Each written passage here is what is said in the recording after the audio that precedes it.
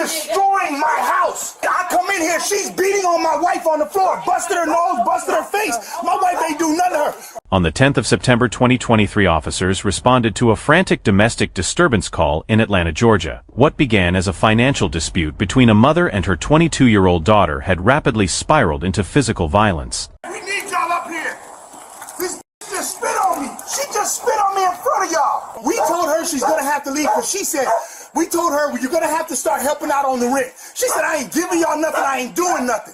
We said, well, you're gonna have to leave. The root of the conflict is a classic failure to launch scenario. The parents had issued a financial ultimatum to their 22-year-old daughter, Milana, demanding a contribution of $300 to remain in the home, a request she met with absolute defiance. I come in here, she's beating on my wife on the floor, busted her nose, busted her face. My wife ain't do nothing to her. The verbal refusal allegedly escalated into severe physical violence against the mother. In domestic violence cases, officers must determine the primary aggressor, and the stepfather is identifying Milana as the one who initiated the physical contact. You just paid $600 for some skinny shot so you can lose some weight. You just paid over $1,000 so you could celebrate your 22nd birthday.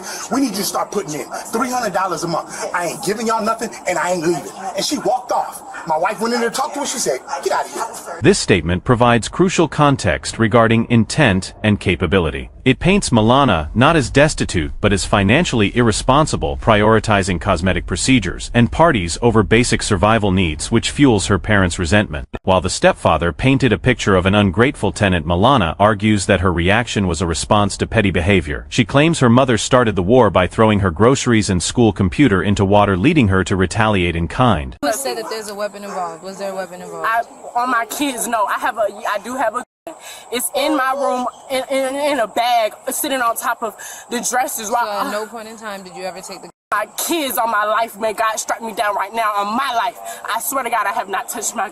While she denies brandishing the weapon, the confirmed presence of a firearm in a volatile domestic dispute significantly raises the threat level for responding officers. Her aggressive demeanor, even while denying the act, does little to help her case.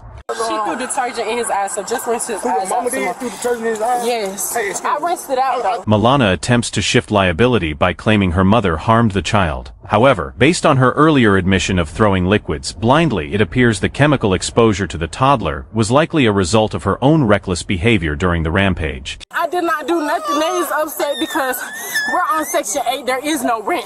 She invokes federal housing assistance rules as a defense for not contributing financially. This reveals a sense of entitlement where she believes legal technicalities regarding the lease absolve her of any moral obligation to support the household she lives in. Despite Milana's claims of financial immunity regarding rent, the stepfather reveals a deeper layer of deception. He explains that Milana had been collecting money from her children's father for daycare expenses, but was pocketing the cash while her parents babysat for free. I've been paying a lot. I've been paying money. Okay, but y'all she lied. You want to know something else she lied about? She ain't never had to pay daycare because she lied to you and had you paying the full bill. The officers determined that the physical evidence does not support Milana's version of events. The presence of dish detergent in the eyes of her infant child combined with the injuries to her mother points to Milana as the primary aggressor in this domestic assault.